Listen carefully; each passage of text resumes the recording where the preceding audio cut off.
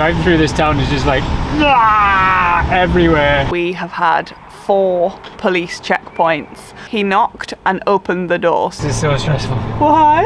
I mean, we knew it was going to be cheap here, but we did not know it was going to be that cheap. We are obsessed with expanding our comfort zones, doing things that push us out of our natural boundaries and going places that give us that nervous excitement. Last week, we arrived in Tunisia with our van and we really had no idea what to expect. We'd seen photos online, scrolled Pinterest and Instagram for inspiration. Our only personal experiences of visiting Africa was an all-inclusive resort hotel we stayed in Egypt almost 6 years ago. The only other Muslim country we've explored in our van is Turkey, which despite having very similar looking flags that relate back to the Ottoman Empire, they're on completely different continents. So maybe some of the cultural customs might cross over, but ultimately we knew we were truly heading into something completely unknown. Welcome to Tunisia. We have been here for 48 hours now, and oh my, is it exciting, overwhelming, scary, new, fantastic, beautiful, and kind of everything in between. But the only way really to share that with you is to show you. For starters, look at this park up. We've got the Mediterranean on our left, we've got stray dogs on our right, and we've got the whitest of white sand I've ever seen just over there somewhere. As great as it is, we need to move on. So we are currently on the Cap Bon Peninsula, which is just south of Tunis, and we drove here like just over a day ago from the ferry port, and it's been beautiful weather ever since. We've been very, very lucky. It's been about 20 to 25 degrees both days, so hopefully that is a sign of the winter sun to come. And we have now just stopped at a hotel that we drove past thinking maybe they have a water tap outside, because one of the things about Tunisia is that it is pretty undiscovered in terms of campervanning and overlanding, so there is not much on the normal apps that we use like Park4Night in terms of services that we can use. So finding water is going to be a bit of an improvisation as we go along these 3 months. So we thought, why not let's ask the guard at this hotel and see. Yeah, that didn't work. But we tried. We tried. And they were very friendly. Very friendly, very helpful, but they phoned reception and said no. I showed them what it was that we wanted and that kind of helped, but like with the hose connection and stuff. But they still were like, no, camping car is not really a thing here. No. So now we'll try a mosque. A mosque.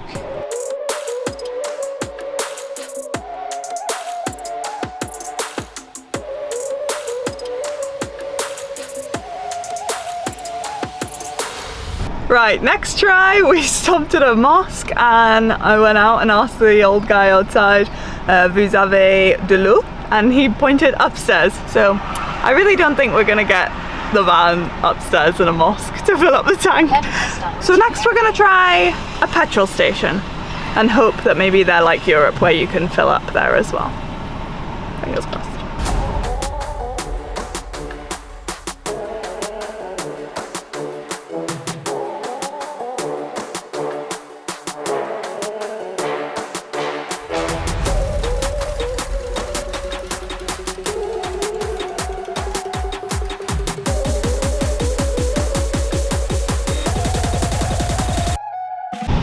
Driving through this town is just like everywhere, like donkeys, cars, people waving, hello, salut, like cyclists, everything, isn't it? Yeah. All while I'm trying to look for a tap as well, which is my senses are just going.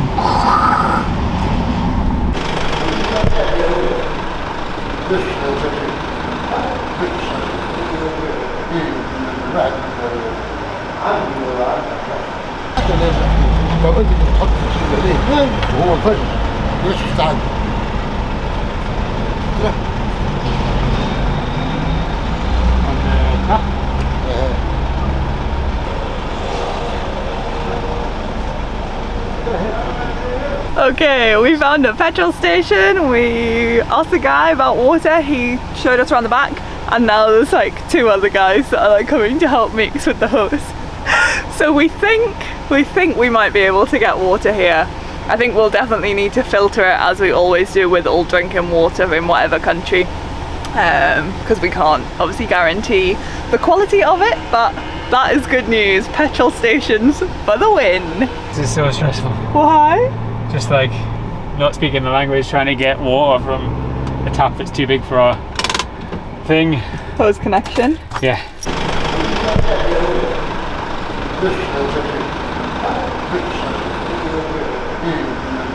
Yay! We got water! After what was a stressful start trying to explain to someone with barely any French, I need water, we managed to get the tap on, the hose connector on the tap, and fill it up. Gave the guy a little tip for helping because it was quite difficult. And then we just stood awkwardly for about 5 minutes whilst he was looking at our van. Oh, and then just before we left, he asked us if we had any whiskey, so maybe we should be tipping them in whiskey in future rather than in dinar. Maybe that's what people would prefer. This is a road. Thank you. It's quite interesting, isn't it? Yeah. Imagine in the UK, just like just going the wrong way around a roundabout on your bicycle. Hello, Green Cross Code. I love it though. I think it's just like turn left onto Avenue de l'Environnement. It's just a different way of living. Oh, hello, Mr. Scooter Man, driving down the wrong side of the road again. Are you parking there? Yeah.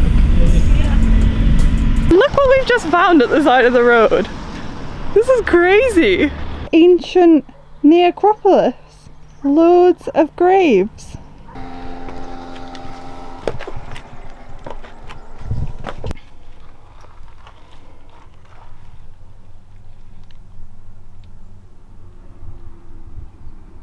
Ew.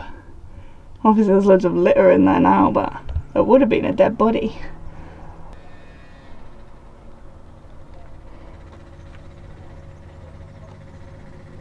And like, this is literally just at the side of the road next to some houses in the middle of kind of like a wasteland area.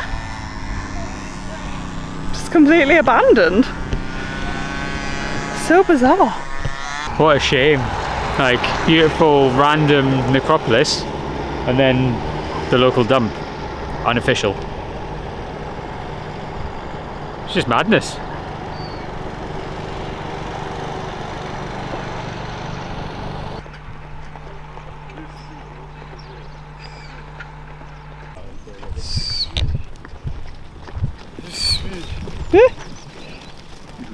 Bonjour.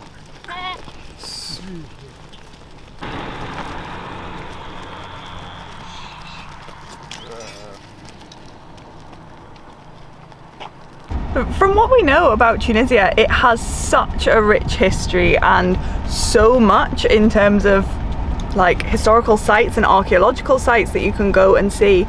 So it makes me wonder whether something like that, which to us is just like amazing to have like 1,000-year-old graves, maybe it's just taken for granted here because it's so common. Oh look, people are selling like tea. A cup of tea? Veggies. No, I'm fine, thank you. Fresh herbs, rosemary by the looks of it. That person that's been next to the road, or she's asking for something, I don't know what it is.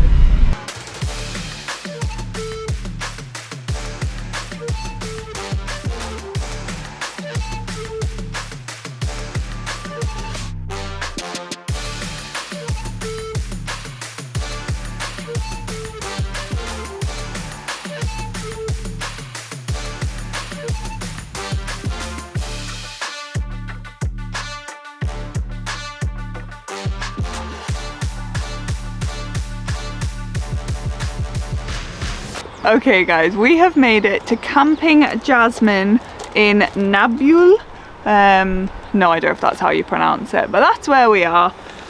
And we just paid 16.5 dinar, 16.5 dinar for a night here, which is like £4 something for 2 people and a camper van. I cannot believe that.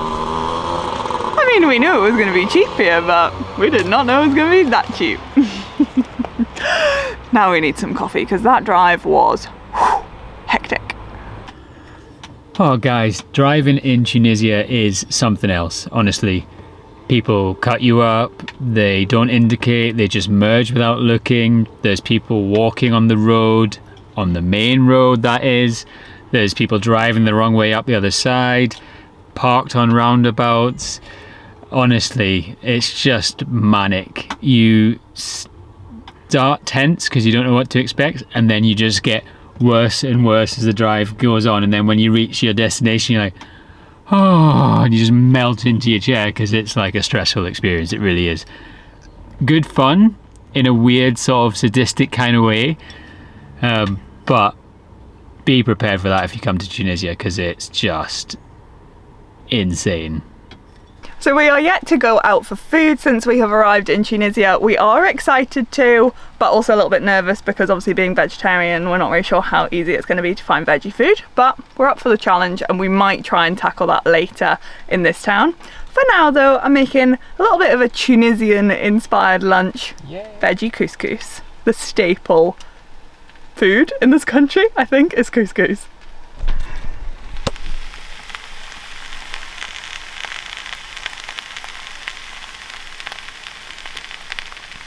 Do I need to change? No, because you look more like a tourist though, like, look at us. Camera, backpack. Wow. No, you look lovely, I'm just saying, we really stand out. Of course we do. It's exactly what we are. This is true. So we're going to explore Nabeul, whatever it's called. A little bit nervous because we have no idea what to expect, and it's the first time we've left Ouadidi, but it's in a secure park up with a security guard, so we should be a-okay. Yeah, it's one of the reasons we've come to this campsite, is so that we have that sense of security for our first proper outing.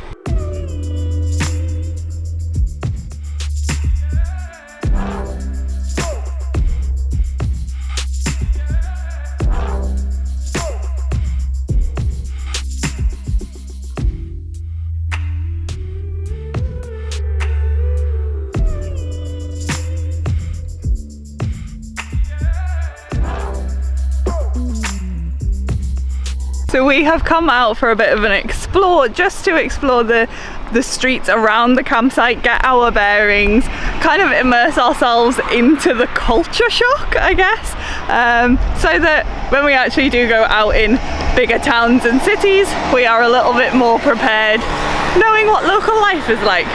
And here it is just really, really cute. Loads of independent shops, fruit stalls, and just people milling around as the sun is going down. It's Friday today, so I think it is the weekend, which is why it's a bit busier, but it's got a nice vibe. So you might be thinking, does Tunisia feel safe? I mean, we're walking around with a couple of big cameras and people aren't like, what's the word? People aren't like singling us out, they're just smiling and saying hello. Someone even gave us some information on a beautiful building. 200 years. Oh, 200 years, okay. The father and the grandfather and the father. So yes, it feels very safe. Everyone's really friendly, so that is not a worry for us right now, which really helps put us a bit of ease in this new country and this culture shock. So yay.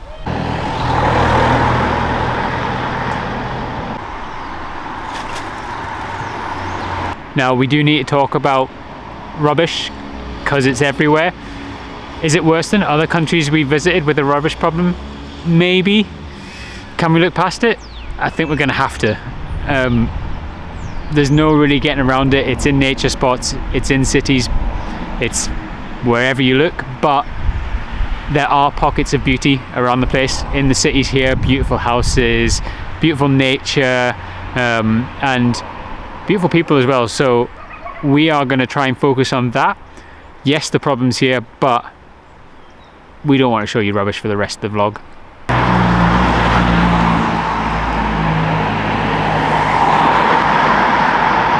Good morning from a traditional Tunisian campsite, we think. We parked here for the night, and as Courtney said yesterday, it was around £4. So let's give you a little tour, shall we? So the pitches are pretty much mostly just sand with trees, which is lovely. We managed to get a concrete one because it was the only space that would fit us in. It's nice and level. And then you've got the toilet block just over here. The toilets are okay. You just kind of have to look past the basicness of them. I'll show you. I mean, ignore that. You get a load of sinks. Some of them are clean. You get 3 toilets. Again, yeah. And then you have 1, 2, 3 showers that are freezing cold and we've not used. So yeah, £4. You have facilities, they're not great, but for the security that this place gives us, we're okay with that. We have our own shower if we need to in the van and our own toilet and stuff, so we don't need to use them. So the entrance to the campsite is literally just off the main road. A little noisy, but not too bad. It's ran by a lovely guy called Rafiq, who has fantastic English, which was lovely and reassuring for us. And it's just the road. And it's like attached to a hotel. So through here is reception and also a bar, and then 2 restaurants on the other side, one of which we had food at last night. So all in all, it's a decent place. You just kind of have to get used to the standards of cleanliness here. It's not as caravan and camping club, shall we say.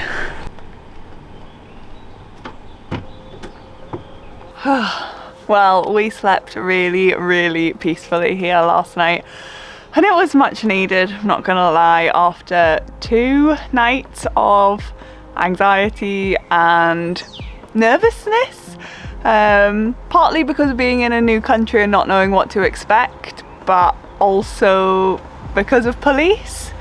And police is not normally something that causes anxiety, it's normally something that you would think relieves it, but in the first 48 hours of being in Tunisia, we have had 4 police checkpoints, 3 of which have been at park-ups when we've been stealth parking on the beach or wild camping on the beach. And yeah, it's a little bit nerve-wracking. The first one, at our first park-up, the policeman got out of an unmarked vehicle, pulled up beside us, put their sunglasses on, and then put a big red siren light on the top of their roof. A little bit intimidating, not gonna lie. And they asked for our documents, asked us where we come from, how long we'd been here, how long we planned on staying, and then they were fine. They were happy. They just told us that where we were parked was not a safe place to be parked. It looked fine. There were a lot of beer bottles on the ground and wine bottles, so perhaps people go there to kind of hang out. But they said that bad people hang around in that area, so they asked us to move on when we finished work. The next one was at the next town along the coast that we went to, and we had another 2 checks there. And this time it was the National Guard and the local police. So they were asking again for our documents, and they said it was okay to stay so long as they knew we were there. But then later on that night, the second set of police came along, and instead of being polite and just knocking on, he knocked and opened the door straight away, which really, really shocked us. Thankfully, we were just like chilling in our pajamas inside and weren't like sat on the toilet or completely naked or in the shower or something, because that would have been extremely, extremely annoying. We think he was just checking whether it was a vehicle that was parked and whether it was locked, whether it had been left in that car park, because we don't look like a camper van from the outside, especially in the pitch black. That's what we're assuming anyway. But after we talked to him, and then the National Guard came along and told them to go away and leave us alone, everything has been okay since then. But obviously those 2 or 3 situations did mean that when we saw there was a campsite in this town, it gave us a little bit of calm. and it has been really nice to have a sense of calm, just for one night at least. I'm sure the police are just doing it for our own safety. Campervanning is not a common thing here in Tunisia. We've barely seen any other vans, so we think it is just for our benefit. But it's like one of those toss-ups. Is it more safe because there's more police checks, or is it unsafe, therefore there's more police checks? We're not really sure yet, but hopefully throughout this trip we will find out. So, how do we feel after our first few days in Tunisia? A little overwhelmed, not gonna lie, but all in a good way. We said at the start of this video that we're constantly trying to expand our comfort zones with this van travel malarkey, and from our first taste of this beautifully raw country, their simpler way of life, erratic driving, and welcoming nature, I think we're in for quite the adventure. Right, it is now time to leave this campsite and venture off into the wilds. Again. Our plan is to head south and reach the Sahara Desert. Yeah, for Christmas. That's going to be so cool. So please like this video, subscribe if you're not already, and make sure you tune in for the next episode of our Tunisian adventure. Woohoo! Let's hope there's less police checks. Yeah. I highly doubt it. No. Bye! Bye.